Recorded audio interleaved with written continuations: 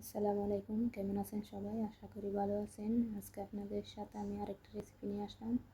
এই তো এখানে পরিমাণ মতো তেল দিয়ে দিয়েছি। তেলটা গরম হয়ে গেলে এখানে আমি পেঁয়াজ দিয়ে দেবো। পেঁয়াজটাও হালকা ভেজে নেব। ভাজা হয়ে গেলে এখানে আমি আদা রসুন বাটা দিয়ে দেবো।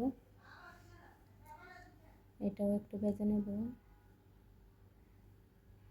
এবার আমি মশলা দিয়ে দেবো। তো এখানে আমি হলুদের গুঁড়া, জিরার গুঁড়া, ধনিয়ার গুঁড়া দিয়ে দিয়েছি।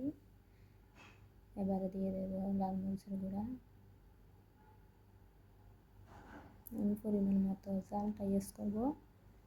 এবারে দিয়ে দেবো আমি গরম মশলা। ভালো মতো আমি কষাই নিয়েছি সব মশলা। এবার আমি মুরগির মাংসটা দিয়ে দেবো। এবারে মাংসটা একটু কষাই নেব ভালো করে। এটা শক্ত মুরগি, এটা খেতে অনেক ভালো লাগে। তো আমি কয়েকটা আলু দিয়ে দিয়েছি।